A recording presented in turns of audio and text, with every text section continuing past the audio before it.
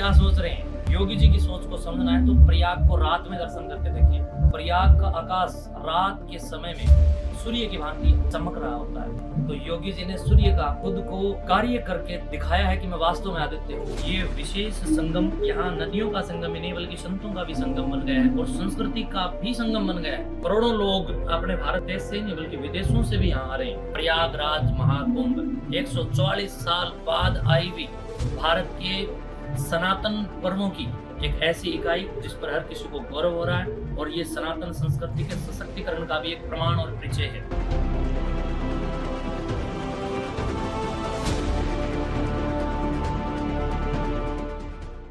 महाकुंभ 2025 का आगाज हो चुका है और जो पहला महापर्व अमृत स्नान का मकर संक्रांति से वो बीत चुका है। उस पे 7 करोड़ से ज्यादा श्रद्धालुओं ने आस्था की डुबकी लगाई है और अब आने वाला जो महापर्व है मौनी अमावस, तो उस पे हम बात करेंगे। योगी आदित्यनाथ जी के उसमें सानिध्य में जो मठ चल रहे हैं, उस मठ के कुछ संत हमारे साथ मौजूद हैं। उन संतों से हम बात करना चाहेंगे कि इस बार का जो महापर्व मकर संक्रांति का हुआ है, किस तरह की व्यवस्थाएं थी और किस तरह से यहाँ का जो मेला प्रशासन ने व्यवस्था दी थी किस तरह की थी और क्या कहना चाहेंगे। तो हमारे साथ मौजूद है, ये उनसे बात करते हैं। महाराज जी, इस बार का जो मेला संपन्न हुआ है मकर संक्रांति पे, ये व्यवस्था जो सरकार ने की थी, योगी आदित्यनाथ ने की थी, मेला प्रशासन ने की थी, प्रयागराज के लोगों ने की थी, तो किस तरह की व्यवस्था रही है? देखिए, वस्तुनिष्ठ व्यवहार में देखते हैं तो रात्रि के समय में अगर आप यहाँ निकल करके देखते हैं तो जो प्रयाग नगरी अर्थात यज्ञों की बड़ी नगरी, जहाँ पर बड़े बड़े यज्ञ हवन हुए हों, एक समय में ऋषियों ने संतों ने मिलकर के बड़े बड़े यज्ञ विश्व कल्याणार्थ कामना करते हुए किए हैं, तो उन यज्ञों की ये भूमि प्रयागराज कहलाती है और ये तीर्थराज है। यहाँ की व्यवस्था अब की बार उत्तम प्रदेश के उत्तम योगी, उत्तमाति उत्तम कार्य करने वाले हमारे महान सम्राट परिविराट और विराट योगी आदित्यनाथ जी महाराज कहीं न कहीं इस कमान को बड़े स्तर पर संभाल रहे हैं और पूरे विश्व का ध्यान आकर्षण कर रहे हैं। रात्रिकालीन समय में अगर हम बाहर निकल करके देखते हैं तो आपको एक एक विद्युत देने वाला और लाइट प्रकाश देने वाला जो किसी भी प्रकार से कोई बल्ब भी अगर आप देखेंगे वो भी शिवमय है। यहाँ आप सड़कों के किनारे लगे हुए लाइट्स को देखेंगे तो उसमें डमरू सज रहे हैं, कहीं आप सड़कों के किनारे देखेंगे तो वहां पर ओम सज रहा है, कहीं आप देखेंगे प्रणव अक्षर सज रहा है, कहीं आप देखेंगे तिरंगे ध्वज राष्ट्रीयता की अनन्य साधना का प्रतीक और इस प्रदेश के मुखिया की मन बुद्धि के अंदर चलने वाले विचारों का संकेतात्मक परिभाषण कि योगी जी क्या सोच रहे हैं। योगी जी की सोच को समझना है तो प्रयाग को रात में दर्शन करके देखें।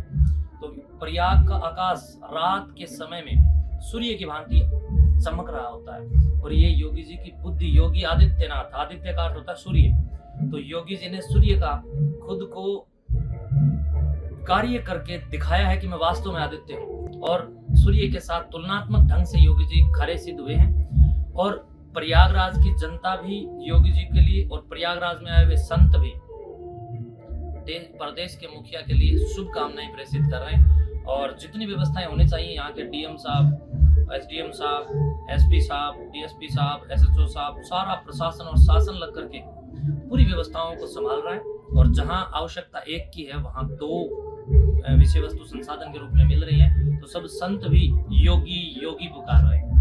देखिए, महंत जी ने सही बताया है अभी कि इस बार की जो व्यवस्था रही है वो वास्तविक में भव्य, दिव्य और नव्य रही है, क्योंकि योगी आदित्यनाथ का जो सपना रहा है इस बार का महाकुंभ जो 144 वर्ष बाद योग बना है, यह क्योंकि हम लोगों को जीवन में दोबारा आने वाला नहीं, क्योंकि जब ये दोबारा महाकुंभ आएगा तो हमारी आने वाली पीढ़ी देखेगी। ये केवल एक मेला ही नहीं मान सकते हम इसको।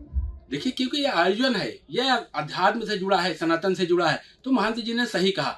और भी हम महंत जी से बात करेंगे क्योंकि आने वाला जो पर्व है यानी कि मौनी अमावस को लेके क्या संदेश श्रद्धालुओं को देना चाहेंगे, इनसे हम बात करेंगे।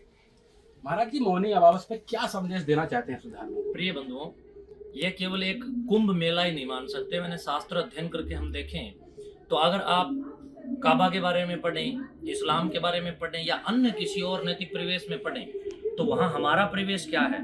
ये विशेष संगम यहाँ नदियों का संगम ही नहीं बल्कि संतों का भी संगम बन गया है और संस्कृति का भी संगम बन गया है। यहाँ विभिन्न विभिन्न विकल्पों में विभिन्न विभिन्न संतों के दर्शनों से और विभिन्न वैकल्पिक संत, कोई नागा आपको दिख रहा है, कोई वस्त्रधारी दिख रहा है, कोई डमरू से नाच रहा है, विभिन्नताएं यहाँ पर प्रदर्शित हो रही हैं और ये सनातन संस्कृति का पुनर्जागरण हो रहा है। और सांस्कृतिक सुगंध धर्म दर्शन की अगर आपको देखनी है तो आज यहाँ दिख रहा है। और मौनी अमावस्या के दिन करोड़ों लोग, मैं समझता हूँ देशों, अपने भारत देश से ही नहीं बल्कि विदेशों से भी यहाँ आ रहे हैं। और मैं देख रहा हूँ कि कई सारे देशों के राजदूत, प्रधानमंत्री और वहाँ के अन्य राजकीय व्यवस्थाओं से जुड़े हुए बड़े बड़े ऑफिसर्स भारत के इस सबसे बड़े विशाल संगम के सनातन स्थल प्रयागराज की वर्तमान में बढ़ाई कर रहे हैं। और हर कोई व्यक्ति, आप चाहे किसी बस स्टैंड पर जाइए, रेलवे स्टेशन पर जाइए, किसी मंदिर में जाइए, मठ में जाइए, गुरुद्वारे में जाइए या किसी और सार्वजनिक स्थान पर जाइए, एक ही चर्चा है, प्रयागराज महाकुंभ।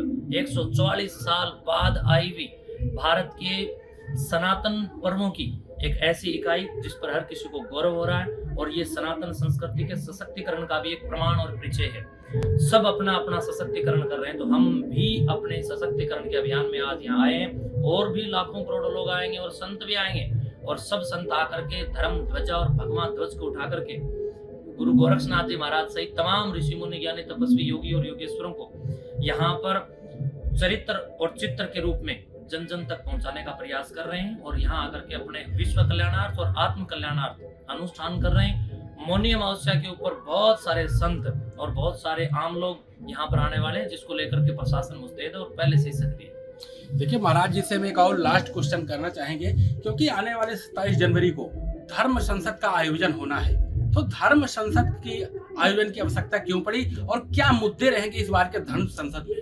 देखिए, धर्म संसद की जहां तक बात करते हैं तो धर्म संसद, संसद का अर्थ होता है सभा, जहां सभा बैठ करके अपने स्वयं के चिंतन और अपने समाज के चिंतन और अपने व्यवस्थाओं का चिंतन मननशील होकर के करती है।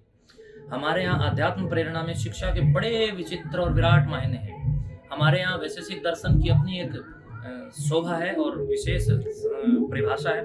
वो भी धर्म के लिए कहता है, ये तो अभ्युदय निश्रेय से सिद्धि सा धर्म है, अर्थात जिस कार्य से, जिस क्रिया से अभ्युदय प्राप्त होता हो, यानी भौतिक, लौकिक, इहलौकिक और सांसारिक संसाधनों की पूर्ति होती हो तथा निश्रेयस अर्थात मुक्ति की भी प्राप्ति होती हो, उस कार्य, क्रिया या कर्म को धर्म कहते हैं।